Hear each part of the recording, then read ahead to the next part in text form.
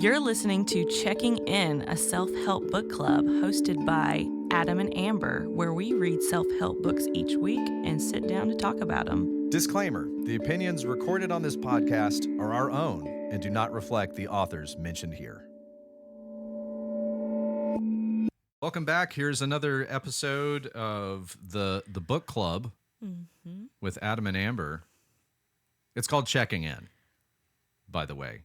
Yeah. So we were just talking about right before we turned the mics on whether or not to have a trigger warning for this episode.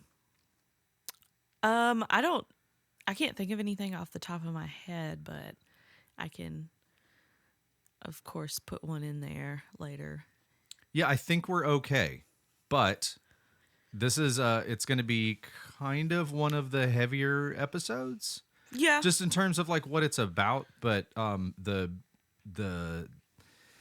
gist of the book is like essentially how to be happy and loving and how to get things to work. It's not going to be like entirely like trauma centered like Codependent No More was. Yeah. So this week we're doing Hold Me Tight by Dr. Sue Johnson. She is a clinical psychologist and research professor based in both Ottawa, Canada, and California. So she's in Ottawa, Canada, and Ottawa, California. It's amazing. It's a huge coincidence.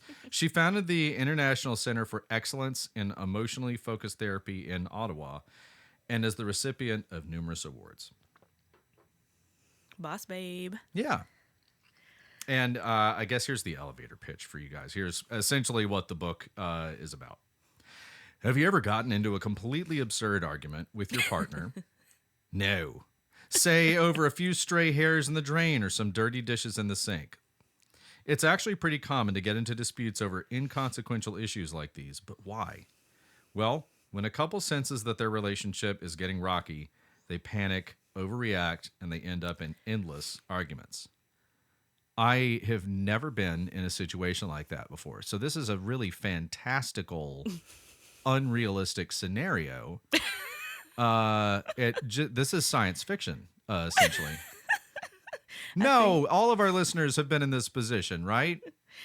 A really bad fight we had was about like Facebook. Yeah. And that's a thing that happens when you're dating somebody that's like a lot older than you.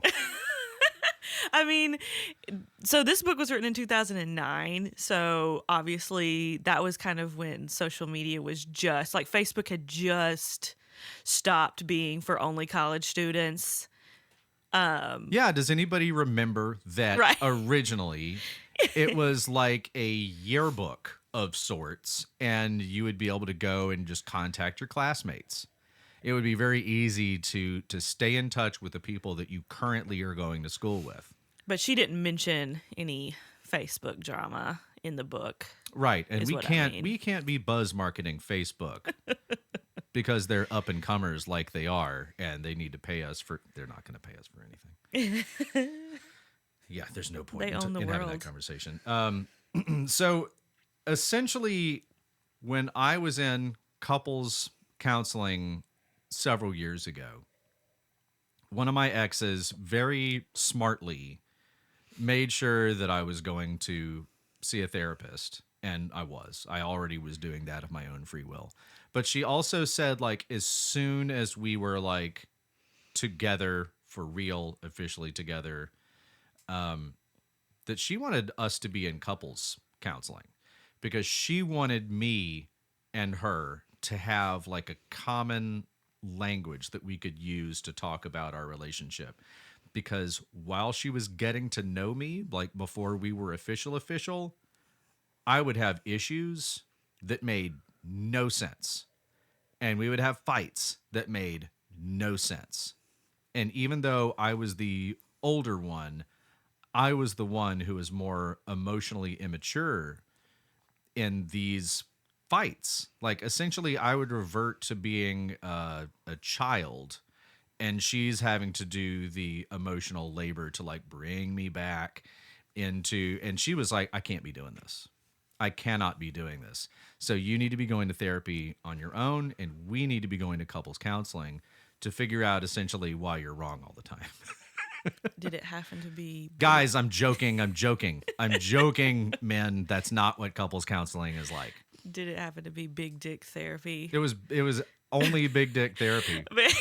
We just watched that episode of Saturday Night Live, because I can't really stay up that late to watch it when it originally comes out. I usually watch it later. And that was one of the funniest skits I've seen in a long time. Yeah, Amy Schumer tricks her husband/boyfriend into, she's like, well, you need to be going to big dick therapy. And her friends are talking to her like, wow, he was really toxic and now he seems really good. Well, that's because I'm going to big dick therapy. And it's just therapy, but they put the words big dick in front of it to make the guy think that it was okay for guys to go to. Right. Because therapy is only for women, typically, or a woman makes you go. I had an idea that I needed to go initially completely free of any female influence. And this was in the 2-year span after my dad died. I had a kid a couple months before he died, and he got to hold my kid one time. And then he died, and then I've got a kid, and it was like a hectic 2 years, a little I had a little bit of hair go gray in front. Like it went white. I had like a white shock of hair in front that's gone now. And that's not a thing, apparently. But it's gone now. And I was thinking gosh, I feel like my brain does not work very well around dad-centered stuff. There feels like there's something wrong with me. I wish I could have some insight, some really helpful insight, because my friends are not getting it done. My friends are the same age as me. They're in their early and mid 20s, and they don't know how to deal with any of this stuff. I was one of the first people that I knew who had a parent die. So I don't really have anybody that I can talk to about this. So I went to a therapist one time, and they told me well, here's what, people who were adopted when they were 10, 12, 14 months old. Here's the kind of personalities that they wind up having. And I was like, yep, you described my dad. That was all the problems that I had with him. Okay, cool. Thanks. Bye. And then several years later, I realized, yeah, exactly. I was like, I would actually like more of that. I kind of want an ongoing therapy to kind of help me, because I've got it. That's not my problem. I've got millions of problems. And I would really like a mature perspective on how to work these things out. Anyway, I feel like this book dovetails nicely into therapy, because it is largely about therapy, and because my couples therapist essentially used this book as a workbook. Yeah. Strangely enough, I was also recommended this book when I was in couples therapy with my ex-partner, and I didn't read it though, because I was like, I know he ain't gonna read it. I ain't about to read this. So you felt like you're not going to do the work because he's not going to do the work. I mean, it's so petty. I'm literally paying money, to go to therapy, and I'm like, well, I know he ain't gonna do that. I ain't about to do that. I ain't about to read this if he ain't even gonna. You're right. But that goes Which into that should have been the biggest problem. Yeah, that's right. That's a red flag. I know he's not going to do anything for this relationship, so I'm not going to either. And at that point, it's like the group project. I didn't want to be the person that was carrying the entire weight of the group project. At that point, the couples counselor should cut in and be like, ding, ding, relationship's over. Yeah.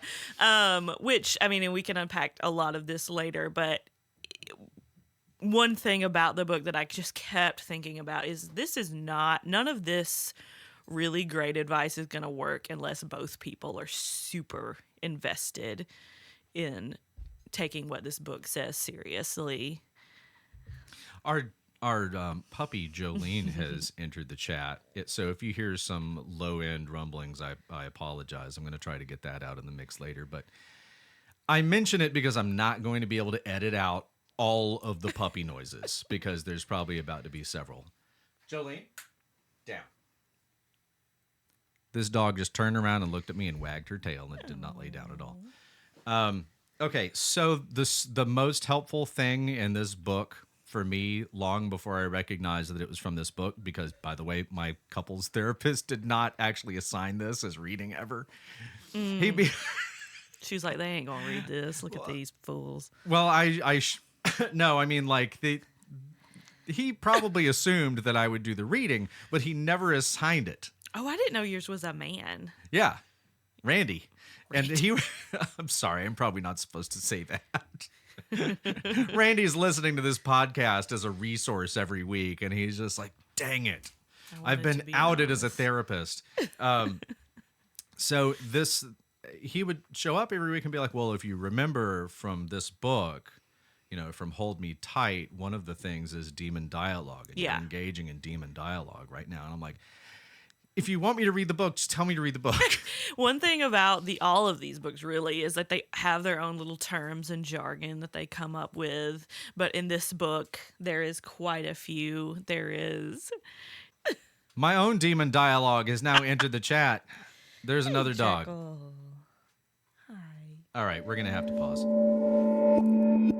We're going to take a quick break while I let the dogs out and just remind you that our podcast is imaginarily brought to you by Aeropostale. Yeah, I had a podcast a long time ago before podcasting was really popular. It was called The Moving On Up Show, and I did a lot of really stupid, like, we are sponsored by Aeropostale. Like, that wasn't true. Like, I just thought it was funny. It's probably the best airline. Anyway, every week we're going to do another one, and I'm going to pretend like I don't know what it is at all. I hope I get sponsored by Subway. Eat flesh. Ew. But anyway, so jargon, book jargon, self-help book jargon. This one, it has a few terms that repeat throughout the book. One is raw spots. Raw spots was the one that was the most helpful thing to me because I was full of them. I was covered with them. I had leprosy of raw spots. Like carpet burns versus full-on third degree.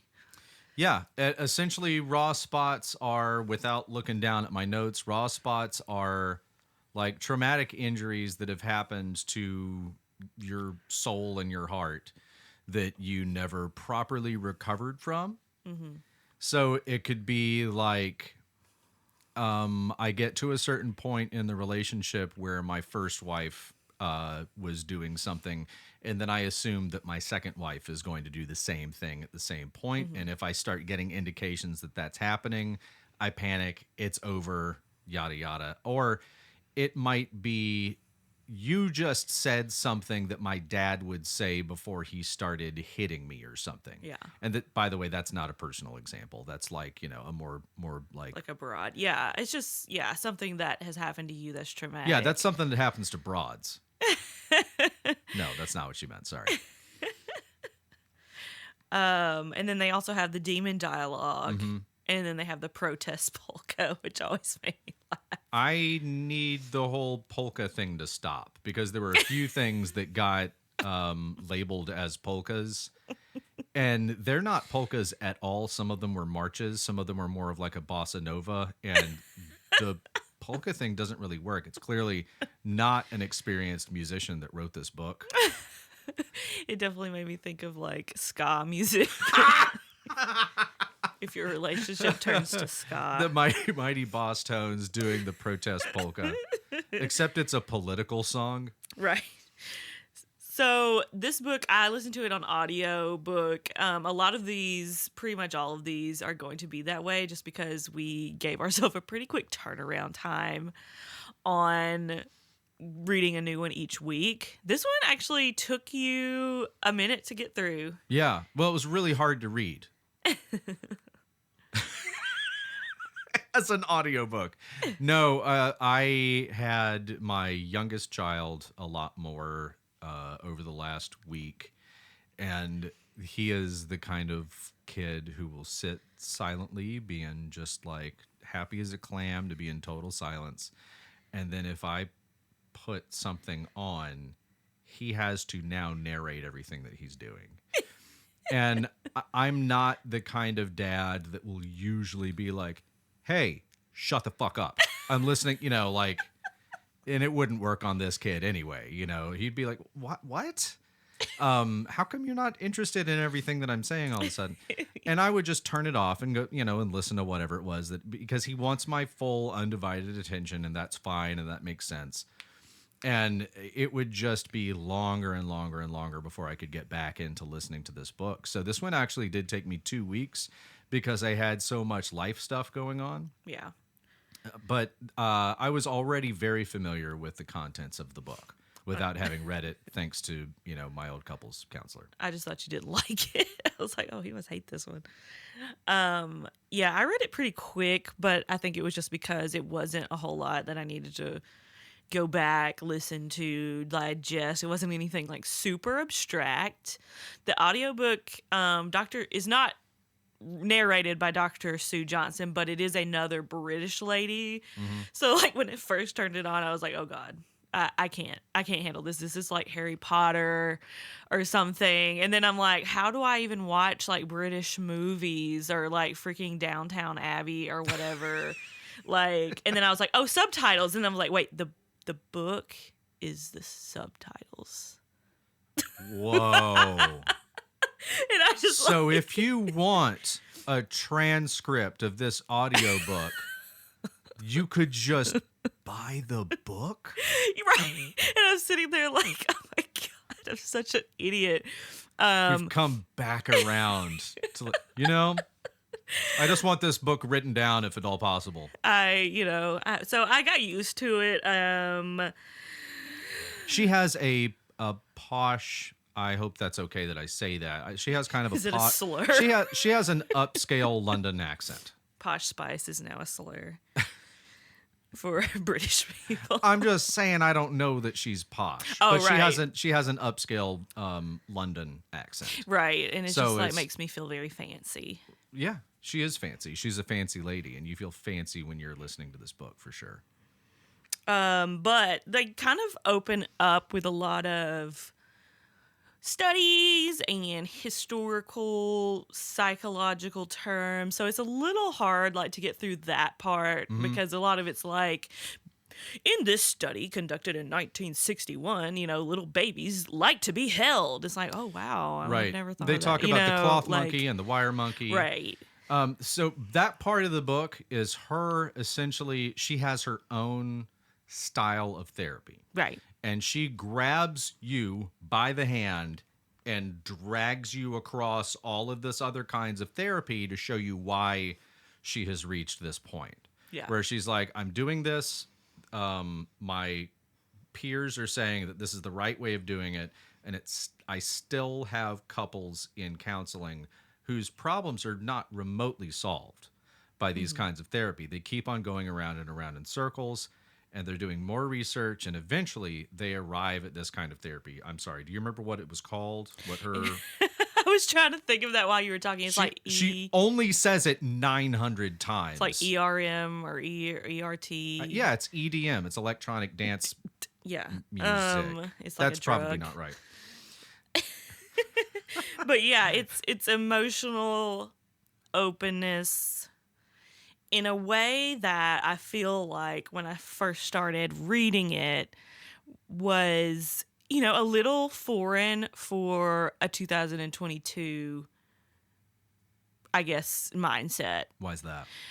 Because I feel like we are kind of socialized to think I need to be a lot more independent. I need to have my own life. I need to have my own things going on, my own career. So these people in 2022 have read Codependent No More. Right. No, it's just... they've moved away from an unhealthy attachment. This book is about healthy attachment. Right. In which it was a little bit hard, at first to differentiate between a healthy and an unhealthy attachment for me. Yeah. Just because I had pretty much only known unhealthy. And then, you're going to turn around and say, I need to put every ounce of trust I have into this person now. That seems really stupid. Gross. Yeah. Yeah. Gross. I don't really want to do that. That seems very frightening. Yeah, that's gross. And I think most of my peers, most of my friends are a little older than me, but I think most of them would say, absolutely not. Mm-hmm. He's my husband, but, Yeah, I don't trust I that. don't know what he's doing. So this book is not about a blind, blissful trust fall. I don't think it's about like the battle to get to that point where, like, you know what I deserve. I deserve to be trusted, Yeah. and both of the people in the relationship are like, I deserve to be trusted. And how do you get to that point where you feel safe with the other person and trusting them, Yeah. So okay, so after the introduction, the point is that emotional attachment is a basic need, Yeah. and we have to get used to that idea that, like, we're not weird because we want to be emotionally attached to somebody else. That's not unhealthy. The nature of emotional attachment is not unhealthy. Yeah. The ways in which we do it can be healthy or unhealthy. So that she kind of covers that in the book. Do you remember anything more about that section? You might not have notes about it, so I apologize. I mean, I took random notes throughout. I think I remember her saying something in this intro about people fare better health wise when they're married statistically. I Yeah. feel like I disagree with that kindly as a scientist, because I just think men fare better in marriage than than women. Yeah. I mean, we die first anyway, no matter what, but yeah. the Jonathan, 28, died because no one ever did his laundry. Right. Oh my God, that's gonna be my brother. I know he's not listening to this. So shout out to the non-listeners. The next section is about how intimate relationships can help us to recover from traumas. Yeah. That is where we like really start to resonate. Like almost every day, one of my astrology apps is like, Amber is going to help you recover, like help you work through certain traumas. And I'm like, I'm pretty sure Amber is getting a little tired of helping me work through my traumas. But when we first met and we first like really started talking, everything was just like unearthing trauma. And I was like, gosh, why is this happening? Well, like new and interesting people help you to examine things about yourself. Like you see yourself the way they see you, and like you get a new perspective on yourself. And I know I was like, damn, why can't I do these things that you just like, this is super duper easy. And then I have to try to figure out like, okay, so do I have like, am I traumatized by that? I am. Why am I traumatized by this stuff? This is ridiculous. And then I have to kind of turn and face it and figure out what the deal is, and then I can make a different choice the next time I start getting the lure to spiral about something. By the way, his astrology app is called Big Dick Astrology. And I actually paid for the subscription that sends constant praises of me to his phone so he don't forget. Don't forget, you got a girlfriend. Yeah, I don't think in the previous episodes we even said like anything about our relationship. We just met. We just sat down here. This is our relationship actually. Episode 1 was the beginning. Next she goes into attachment types. Yeah. She says it's normal that we all experience a bit of fear when we disagree and argue with our partner. The arguing impacts different attachment styles very differently, though. Right. So there's secure attachment types and avoidant attachments, but anxious attachment types, which, we recently hung out with one of your friends that had the anxious attachment type. I don't think that she would have any problem with me bringing that up. Especially since I'm not going to name her. But the anxious attachment type is constantly going to be questioning whether everything is okay, whether or not their partner is even alive. Yeah. And either one of the other two attachment types mentioned, the secure and avoidant, are going to be like, what? Right. Like, why are you so broken? That's the attachment type. Right. And when I first discovered, attachment types in, I don't know, I'm probably in the last like 3 or 4 years, I was like, oh, I'm really anxious attachment. Don't like that.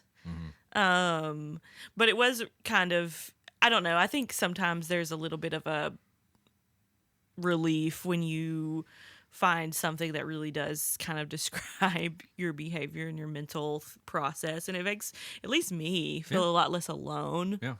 Just because sometimes the nature of post traumatic stress disorder is very lonely. And thinking that you're the only person who's broken in this one way.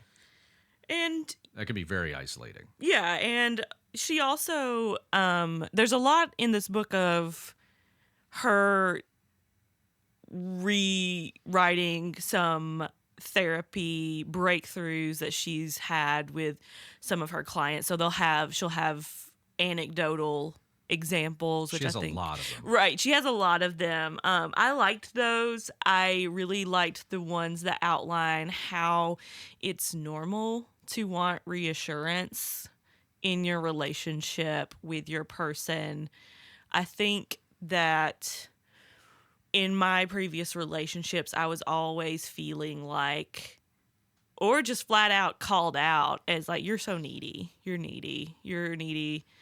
And then it's like, And- okay, so what do you do with that though? Right. So, I'm kind of trying to, which she talks in the book about how unhealthy this is. I'm trying to kind of suppress and self soothe my quote unquote neediness when, it's not abnormal to want some reassurance throughout your relationship. And I really liked that part. I don't know. Yeah. How did you feel about this? And because a lot of people that don't ask for reassurance are going to find this whole section completely weird. How did you feel about like the idea of asking for reassurance? Yeah, so uncomfortable, but it's part of that emotional openness that she pretty much thinks is the key to a successful relationship. You're going to be comfortable and trusting enough to ask your partner for what you need, even if it does sound silly when you say it out loud. Yeah. And there's also the problem of, and I feel like this is an ego thing because it doesn't really make sense otherwise, that if you feel like if you have to ask for something, that it's not the same thing when you get it as if it was just volunteered. Right. But I am here to tell you that, like, I feel all sorts of ways, and I will just never volunteer that information because it's not been safe for me to in the past. But if you ask me, yeah, sure, I have a whole bag of reassurance here for you. I had no idea that you cared, So that is kind of one of the things in the book is that, like, you need to ask for what you want and need. Yeah. I feel like a lot of times she mentions that a lot of the fights that some of these couples would get into really boil down to just a few things. Like basically, I feel unsafe. I feel unheard or lonely. Can I trust you? Yeah. Her point is that communication alone does not. Oh, so there's Jolene again. Communication doesn't fix couples' issues. Emotional attachment does. Right. So you can communicate all you want to, but it turns into what she calls demon dialogue, where it's like, it's okay. So we're going to view the couples counselor as the moderator in a fight. And you can certainly use couples counseling for that, but it's not the best use of your time. Yeah. Do you want to be happy or do you want to be right? Right. And there's plenty of personality types that will answer, oh, I want to be right, like 100% of the time. But if you have emotional attachment, it kind of doesn't matter, you know? Right. Like you'll just trade all of that ego in on like, you know what, you're right. Like Yeah. you're right that this makes you feel like I don't care, you know, like I could definitely see how that would make you feel. I didn't mean to make you feel that way. Right. You know, when it's like this is not about the fight. Yeah. This is about how it made you feel. Yeah. And you get down to that and the right or wrong thing just falls away. Right. And I think I really liked one of the other reasons I really liked all the anecdotes she provided, because you can kind of, at least I don't know, read them and kind of laugh to myself about how stupid they are. Some of the fights these people would get into, but then you have to have that wherewithal to know like your fights are just as stupid. I've been here. You know, like it's basically just how you're responding and how you're expressing. Oh, back when I was drinking, my fights would be about the dumbest things imaginable. And I mean, like, even, you know, when we had our our one kind of bad fight that was about Facebook, I was like, you know, this is really not even like that big of a deal to me to argue like this, just because I didn't want to hurt us to hurt each other. And, you know, I think having a little bit of at least an idea that usually your stupid fights, your DM and dialogues are broken down into pretty trivial things that can be easily rectified whenever you're kind of breaking down what the issue at hand is to tackle together, and then also nurturing your and your partner's emotional needs. So we've kind of gone into this already. Let's talk about these 7 conversations that she says that kind of have to happen in her form of therapy. Did you write those down? Because I cannot remember 7 things. Yeah, off the top of my head, I remembered roughly one conversation. It was sitting down and doing the damn thing. But yeah, no, so number 1, recognizing demon dialogues. Right. And by that, she means you get into the same fight over and over with different things as the catalyst every time. Yeah. But it's always he does this, she does this, or they do this. You know, like it's always going to be the same thing every time. And it might wind up being like, I'll get upset about this thing and he doesn't even care. Yeah. And it's going to be that over and over. So let's just recognize that, like, that's the demon dialogue. Yeah. It's not whether or not he picks up the laundry. It's that you view that as disrespect. Mm-hmm. And your reaction to that and his reaction to that. And it might be that he shuts down or she shuts down. Mm-hmm. And in response to that, by the way, couples systems, one person will react real big, mm-hmm. and the balance of that will happen on the other side, mm-hmm. where the other person does the opposite. Mm-hmm. So we've got one person getting really big emotions, the other person like trying to balance that out by getting very quiet because they want things to meet in the middle. Yeah. And that's not what happens. Right. It gets really out of balance. Yeah. You know, like as the person with the really big emotions will get enraged at the fact that the other person's not meeting them in the middle, mm-hmm. and matching their intensity. That in itself is the demon dialogue. So you have to kind of recognize your patterns and the kind of things that you're going to like get thrown at you and throw at the other person. And do you really want to do that? Like when you met this person and fell in lust with them, did you imagine like, oh my God, they're so fucking hot. I cannot wait to belittle them about every single little thing to make myself feel better. So the second conversation is finding the raw spots. Yeah. Which in my case, it's like, you recognize raw spots when somebody has a really huge emotional reaction to something that objectively should not be a big deal. Yeah. That's it. And, you know, next time you and your partner, listeners, have a weird fight about something, and you catch yourself like maybe like calling a friend or texting somebody or just thinking to yourself in the aftermath, like, I don't understand why that freaked them out so bad. Yeah. I I don't have understand why they cried or got emotional. exactly. Mm-hmm. You found a raw spot, Mm-hmm. and you have to talk to them about not like, hey, babe, like, so when you cried really bad about that totally normal thing that I did the other day, I decided you're dumb. You know, no, it's, I need to know why that happened. Yeah.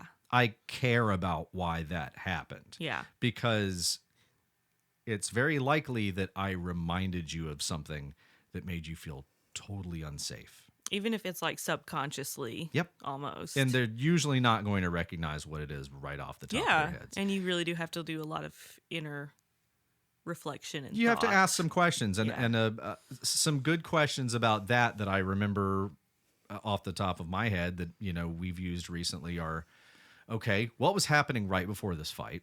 Mm-hmm. Was this like anything you experienced in a previous relationship or when you were growing up? Because your family of origin and early relationships are going to be what you're looking at. Yeah.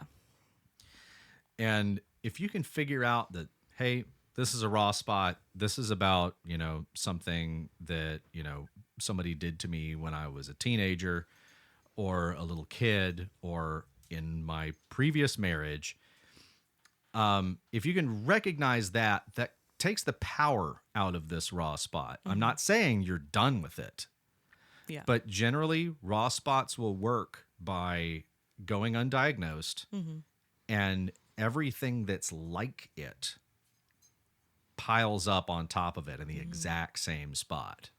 So you won't just have one injury, you'll have 12 injuries all in the same place, like somebody's punching a bruise on your body over and over and over again. It gets infected and you get like ringworm and it's really gross.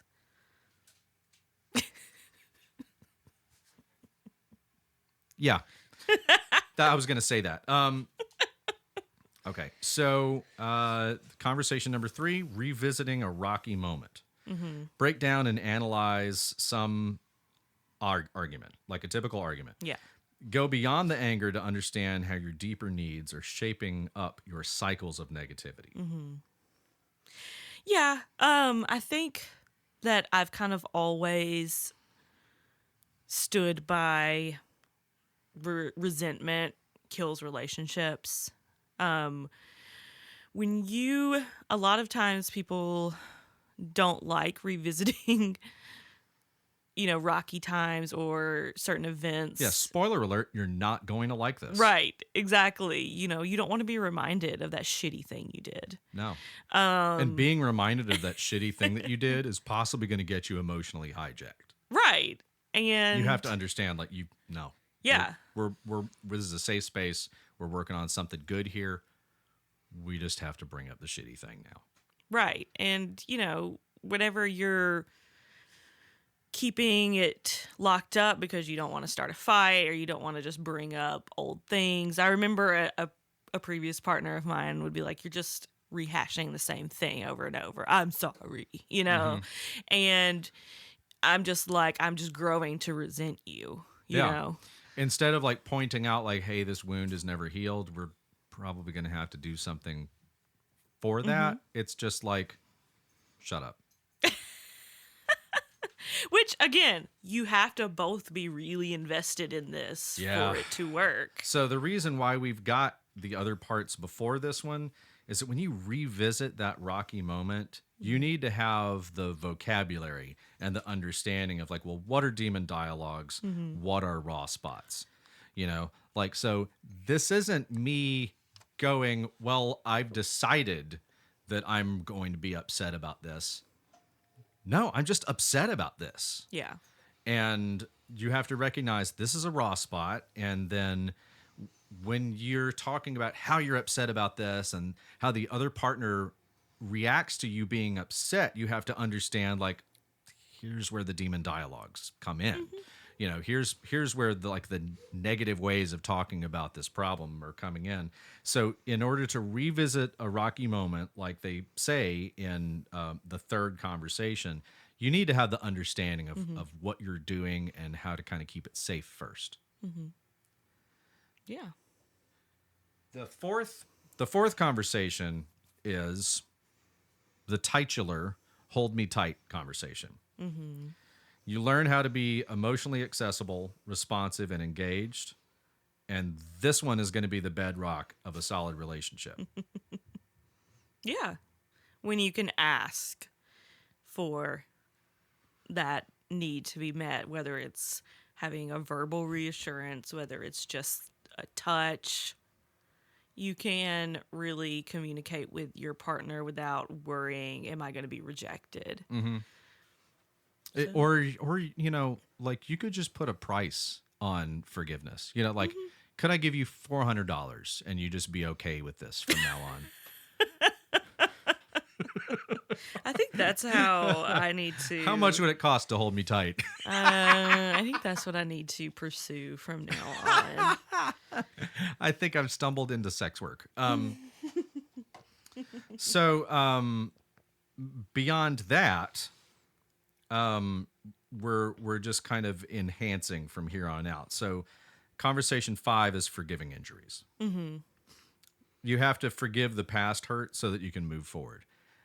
Trust me, the first 4 are going to lay the groundwork for even being able to forgive or ask for forgiveness. I will say during this chapter, I know a lot of these couples that are mentioned in the book have been together for a long time. Yeah, they're older folks in general. Yeah, and they've been married and have several children.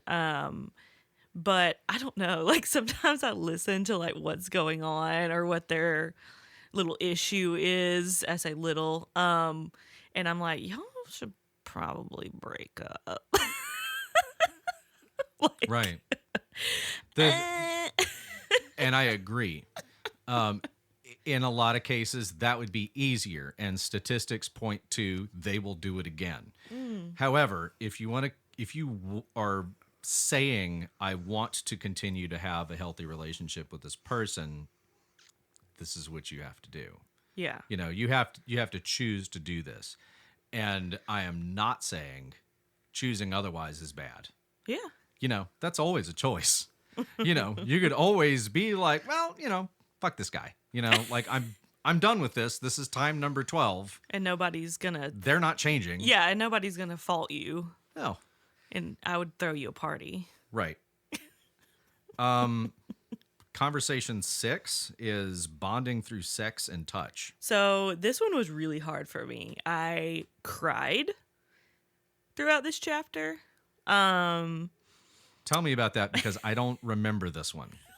I'm pretty sure that my kid was telling me about Minecraft through this entire one. And then he's like, how do people get crabs? That was a question he asked me this week. I was like, You go to the beach, dummy. the hermit crab store. But yeah, so this one she talks about 3 types of sex that couples can have. One is Straight sex. Right. We get super freaky. I'm sorry. Go ahead. For purposes of therapy, what people are doing in their own homes and free times is their own prerogative. Word. But so you're having secured sex where everybody's having a great time and everyone is connected, and it's kind of furthering your emotional connection physically. And Comfort food, sex-wise. right. Everything's good. Then you have, oh God, now I'm forgetting what the other one was. But then you have the one that I guess I'm just going to describe it here as insecure sex. So you're having sex with somebody who is kind of pestering you about it, and you're just like, okay, fine, and so you're obviously not into it, even if you're kind of trying to fake it and Pity pretend sex. you are. Yeah. And then they had the one that I was more familiar with, which is called solace sex. So I'm like, if I'm not pursuing this person, if I'm not making myself available, then this person's going to cheat on me. And also another kind of facet of that was I feel so bad in this relationship. I feel so mistreated. This is the only time I really do feel connected to my partner. Yeah, I was going to say that sounds kind of like self-medicating sex. Yeah. Which would be my favorite brand. Right. Just real talk. Right. So, I recognized a lot of that description as myself in some previous relationships, like feeling really insecure about having sex and not really doing it on my own desire, but doing it just so I can like feel a little bit more secure in my relationship that was, toxic. Yeah. But I, thought a lot of the couples throughout this chapter were super cute.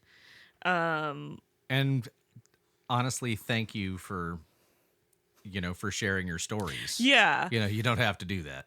I guess, this is, like I said, we're going to get like super personal in this podcast, but this is a good time to mention that in the last year, I had been previously going to trauma-centered therapy since I was diagnosed with PTSD. And so a lot of places I've lived in Birmingham and Nashville and now Atlanta, and a lot of places do have trauma-centered offices that will match you with therapists that are based on some of the experiences that you're dealing with. But since I moved here, I've been seeing a sex therapist. I know that I feel like some preconceived notions is I thought you were seeing a sexy therapist. Yes. I've All gotten it wrong this therapists are whole sexy.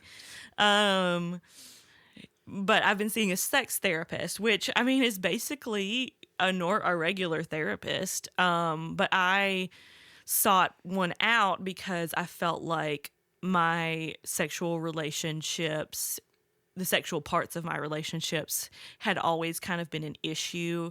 And in previous therapy, I was always really afraid to talk about it. I just didn't want to make my therapist feel uncomfortable. I didn't know if it was That's not a thing, but yeah, I understand you. No, I understand I just totally, didn't, but that's not supposed to be a thing. So in a previous life, I worked for a suicide hotline, and granted, that is not therapy, but we had trained volunteers that could somewhat counsel. But if someone's calling about a sex issue, This is above you're my pay kind grade. of you're kind of instructed to politely hang up. Because, Bye. I mean, there were people that were calling like jerking off all the time. Okay, so that's different. Right. Well, I mean, but you have to kind of be mean to the people who are really seeking help with a sexual issue just because you're like, are you going to start jerking off on me, dude? Oh my God. Yeah. So I do not digress. call up these suicide hotlines jerking off. Well, so that's my takeaway yeah. from this. But I digress. I sought a sex therapist because I was having a lot of issues with sexual relationships. I do feel like in this book a lot of the issues are a little gendered, and maybe that's just kind of a personal gripe for me. Sure. Just because one of my issues in sex therapy is I feel super isolated and alone being a woman who enjoys sex. So a lot of the anecdotes she provides is like, well, Mitzi doesn't want to have sex with Bobby, her husband, in her British accent, which I'm terrible at. I didn't know where you went. I thought suddenly she was here. And, I feel like sometimes in my previous relationships, the roles were a little reversed. Yeah. A lot of my friends and peers and partners described me as kind of like the man in the relationship. So I would say that's a part that I think could have. I've usually been the man in my past relationships. So we're in a gay male relationship. Yes. Okay. Yes, because gay men, they always want to be banging. Um, But I also, one of the downsides was I really wish you would stop calling people lovers. Your lover. Yeah. I'm gonna make it ASMR. Yeah, that And was love making I and I personally wanted her to grab a different word for it too. It kind of reminded me of that SNL skit with Will Ferrell oh, in they're the hot tub. talking about the hot This is tub such and an SNL heavy the goat episode. meat. Your This lover. is my lover. But and I also just kind of I'm still like because that was a really solid chapter for me. I feel like she also probably and maybe it's just for content's sake, but I think an American phenomenon is a culture around shame, and I think that that is a lot of factor in people's sexual issues, Yeah. shame, rejection. Walking up to that shame and kind of poking it with a stick. Yeah. Yeah, So for sure. I think that sometimes even if it seems like a woman is frigid and never wants to have sex with her husband, she was also taught to be ashamed of that side of her. Yeah.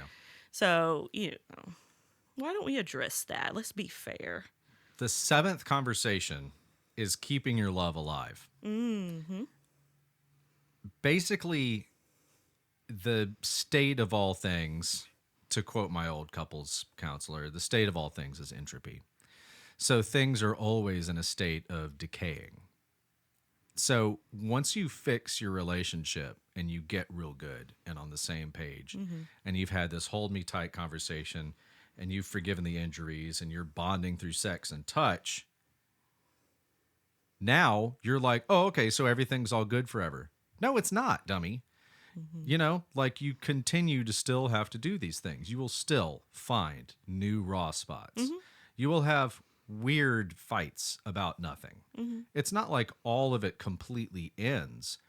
But beyond this point, you just have to be vigilant and recognize, like, oh, we're doing it. Here's that demon dialogue. This is a raw spot that I've never found before. Or we have assumed that everything's okay and drifted apart and we're not having sex anymore. You just kind of have to stay on it. Was that kind of your understanding of that chapter? I liked the analogy she used. It's not like a stone. It's like a bread dough. You have to knead the love bread. Yeah. I'd like to think of it as being like a garden. Like you plant this ideal garden and then you come back a month later to harvest it and it's got all these weeds in it. The plants need treatment. Like just because it was perfect 4 weeks ago does not mean it's perfect now. Which I think everybody's COVID gardening projects are crying and like, please help me. Yeah. Oh boy. Water. I did write my notes for this chapter, clinically depressed monks, ? I think she mentioned that at some point, and I was like, what the hell? Was she saying that monks were clinically depressed? She was saying she had like a test group of clinically depressed monks, and I was like, is this like an indie band from 2012? Wow, this is totally, I found my people. I have depression and I'm meditating, and I'm in a network of depressed monks that are all also meditating. I was just kind of like so confused because, of course, I don't know a whole lot about monk life and living. You don't get that magazine? Other than what I've seen on Eat, Pray, Love, but I was like, isn't the point of the trade-off, when you devote your life to some kind of religion, you're supposed to be like really fulfilled and not depressed. Like that's kind of the trade-off. You're supposed to have a path. So if I'm also depressed, I'm like, peace. Yeah. Bye. Yeah. Well, it's just saying like, well, now I use these tools. Yes. And they work if you use them. Yeah. But you're not automatically happy from here on out. You're not automatically enlightened because you decided to be Buddhist. Yeah. You're always getting there and are never there. So give monks some credit. I do. Too. They are people too. I think after this chapter was that the trauma chapter that I really appreciated her including because it kind of opened up the conversation a little bit more on the raw spots, but it also added a layer of what we're really fighting about. Mm-hmm. They mentioned a lot of men who were in some kind of military war situation that had come to therapy because they were, trying to open up emotionally to their wives. And They've got things that they have been told not to talk about. yeah, so I Like, think you don't want to bring this stuff home. I really appreciated that was included, because I think a lot of people have so many traumatic issues that add such a hard layer on their individual mental health recovery and in their relationship. When you're a traumatized person, there is so much that you have to navigate, and like, is this normal? Am I doing it right? Well, also, if you're real good and traumatized, you don't know when you're holding the red flags up sometimes. I had a friend that came home from several tours in Afghanistan, and a couple times an hour it would come up how many men he's killed. He would mention it, or like, Yes. oh wow, Yes. like a flex. Not like a flex. Okay, Like here, like I killed 50 men. here's your opportunity to get up and leave if that offends you. Here's your opportunity to kind of, poke me to see if I'm still a human or if I've turned into a monster. And my response to that was like, are you okay with that? Like, you've been turned into a weapon and you're okay with that. And then you go kill a bunch of people because this is war and that's how war works. And then you come home and you don't get debriefed about this at all. Like, you're still my friend. You've just killed a bunch of people now. I sure wish you knew what box to put that in. Yeah. It's okay with me. It's okay with me that you've done that. But he didn't know that he was waving around a red flag. He didn't know what he was doing exactly. Yeah. So, PTSD can kind of blind you to, well, here's this behavior that I do now, and you don't even think about it. It's just automatic. Or like when I enter in relationships, and this is not romantic relationships necessarily, but basically like I have so much love to give and get out into the world, but I've always said I don't think I will ever be able to trust anybody. That's just a different category for me. Sure. And that's a traumatized response. Yeah. If I ever heard one.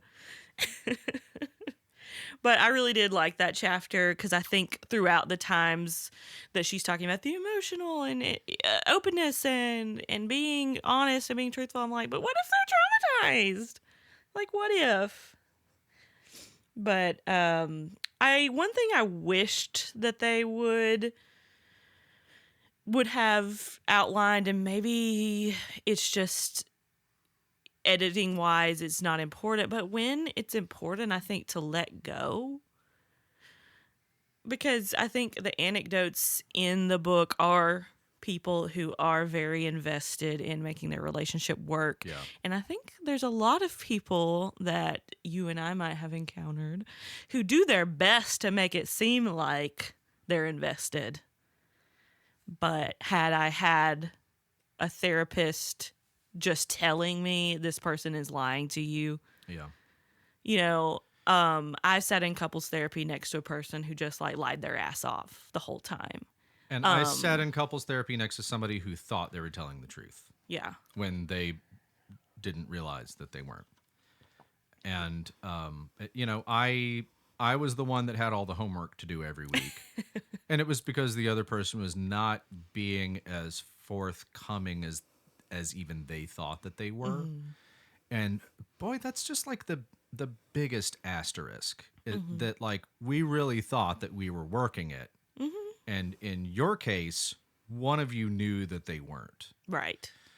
And in both of those cases, there's just, I don't know what you do about that. Yeah. Like, it's not going to work if both people aren't pulling their weight, because this is about like breaking down barriers and getting closer.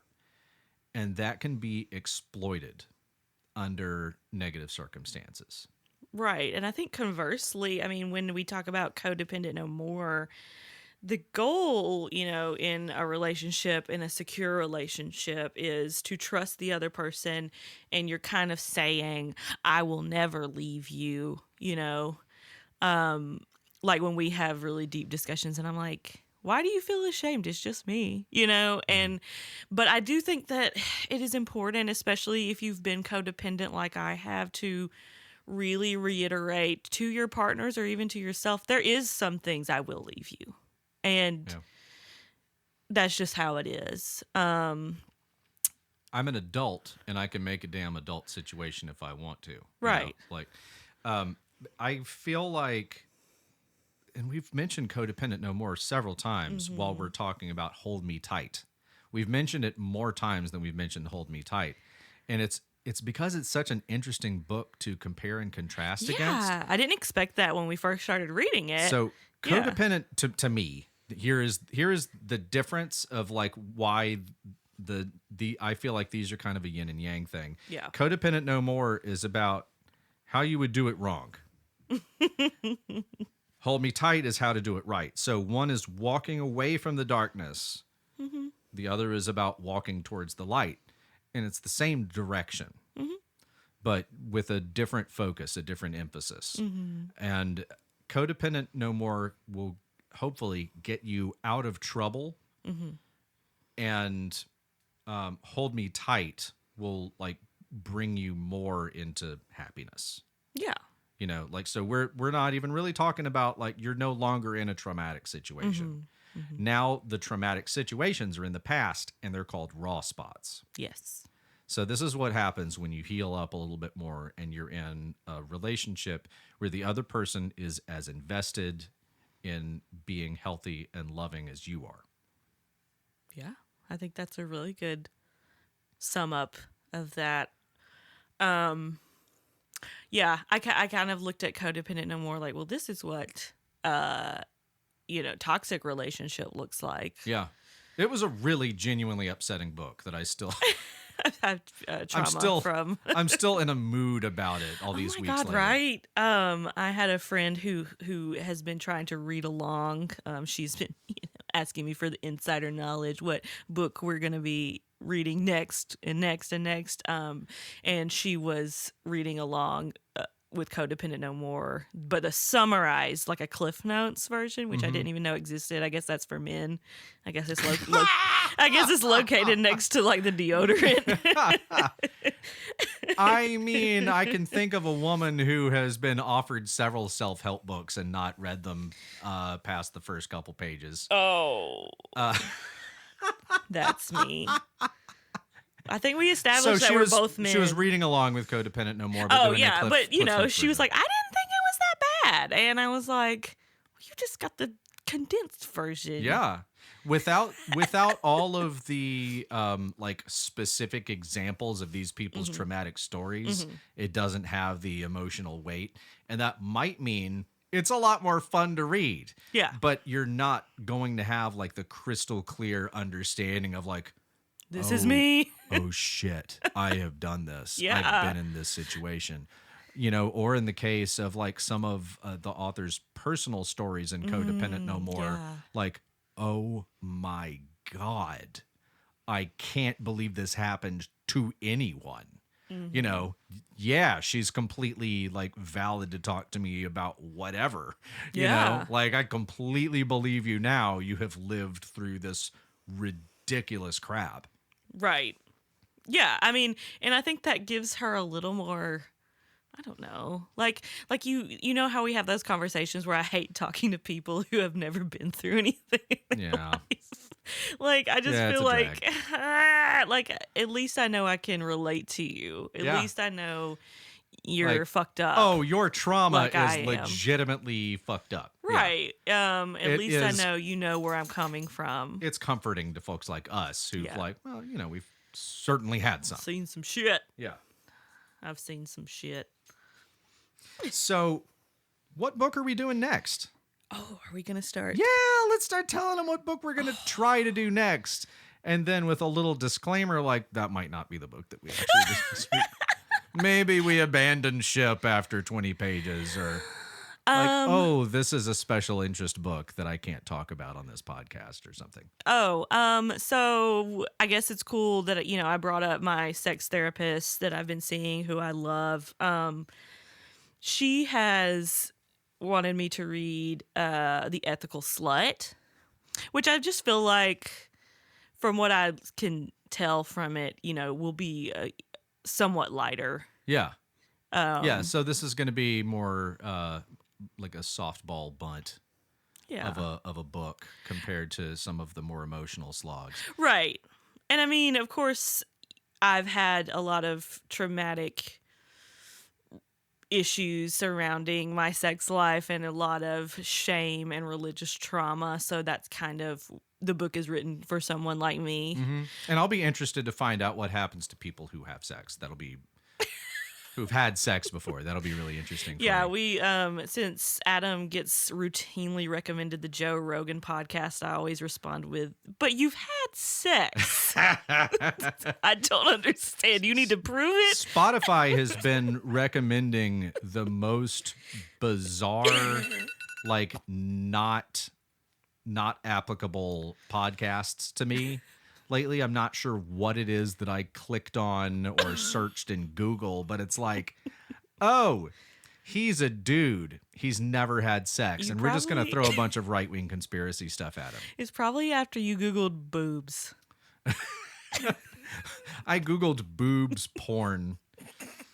And it was like, oh, Joe Rogan. You would like this. No, I know that like lots of reasonable people check out Joe Rogan on a regular basis. So I wouldn't know that because I'm not friends with men. So yeah, don't know men. It's bad. So let's wrap up with this book. What's your takeaway from Hold Me Tight? Like, how did you feel about the book, the audiobook, the author? Like, what are you going to remember about it on your deathbed? I'm sorry. What are you going to use, every day from this book? I think just having a reminder of having my needs met, which my therapist and I talk to all the time because I feel like I don't deserve them a lot. So you deserve your needs being met because you're a person. So that's not because you're worthy. Right. So that's one. Another one is just kind of on that journey to be a trusting and open person, and kind of, which I get my rational brain to grab onto, like if this person chooses to mistreat me, then that's really their problem. And it becomes my problem if I stay in that relationship. Mm-hmm.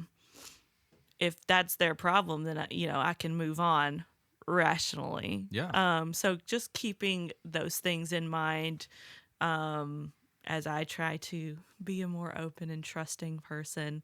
My therapist usually, shows me out. It's like, talk to your friends.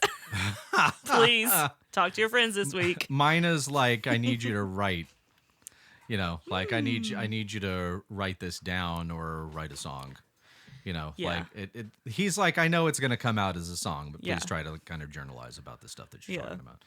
I know that in my case, the whole part about raw spots was the most important part and will probably continue to be.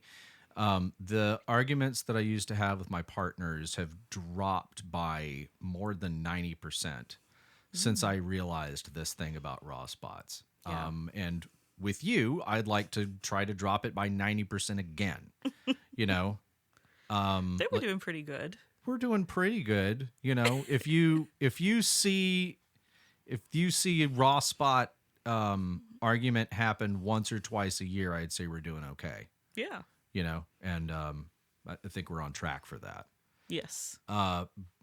But that's not to say that, I don't get those raw spots hit all the time.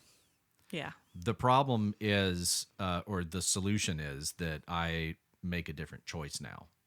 Yeah. Instead of just like going straight to, I'm not safe, like this person does not have my best interests in mind. Like I have to like say fuck you to this person and withdraw and go to a safe space. Yeah. Now it's like, it's entirely possible that I'm having a thing right now and I need to say what that thing is instead of like getting mad about it. Instead I'm going to go straight to like, I'm angry, but I think it's because my feelings are hurt about this. Yeah. Not, I'm angry. Ah. Right. Like, so you turn up any emotion enough and it turns into anger, basically. Yeah. And I immediately try to like, okay, all right. So lizard brain is saying I'm not safe and to get angry and to defend myself right now. But is it because I'm scared about something? Yeah. And why, is my lover the person standing in the room with me as I'm feeling this way? Yeah. Boy, that's a big, you have to make a choice right there about what you're going to do. Or am I going to go straight to yelling at you about stuff? Or am I going to go like, I don't feel safe right now? Yeah. Because when you tell me that, or when I tell you that, we can just skip the whole demon dialogue. Ideally, we skip the fight part and go Right. straight to the next step, which is, I think of that as being a big part of what being a grown-up is. Yeah. That like, okay, all right, so if I was a kid or a teenager or even up to 25 and this happened, we'd be having a fight right now. We don't have to do that. Let's just skip the emotional response and go straight to solving the problem. Yeah. And I think, I try. It's a little harder for me. But I'm working on it. Yeah, it comes with age. I am old. You are not. We've talked about this. And yet, time-wise, I have the advantage. Okay, I think that about wraps us up for this week. You want to tell us about the socials, Amber? Oh, right. So Dr. Sue Johnson, she does have social media. I thought you were going to say Dr. Seuss. Dr. Seuss. Our social media, our Instagram is checking.in.podcast. Go on there. I saw that Dr. Gay Hendricks liked our podcast. He did. Which, thank you so much for checking us out, Doc. And also... And his wife followed us and commented. I'm extremely concerned though because the beatdown is coming. Like No. he's going to find me and he's going to beat me up for the slightly not nice things that I said. Oh my god, he's gonna be like, y'all are stupid. That's honestly no. A lot of people who were listening told me that quote I posted about the internal thermostat is they really liked it. And I'm like, well, read the whole thing. Come on. And yes, Catherine commented, and it made my heart so happy. But Dr. Sue Johnson is just at Dr. Sue Johnson. She's not even verified, but she has a ton of followers. I'm sure she could pay $8 for. Oh wait, no, that's a different platform. Oh, and the EFT that we were talking about earlier is emotionally focused therapy. I'm just looking at it on my phone. I think maybe she needs to mention EFT 900 more times in the revised edition. Hey, these two idiots with this podcast couldn't remember it, so I'm going to add it. Twice as many times in this. So it's going to be every other word. So I'm sorry about that. I'm sorry that we forgot that. It's only because we're zooming through I this. literally first 5 seconds of recording messed up the title of the first book. Classic. So I think you're good. But thank you so much for listening. We will be here next week. See y'all later.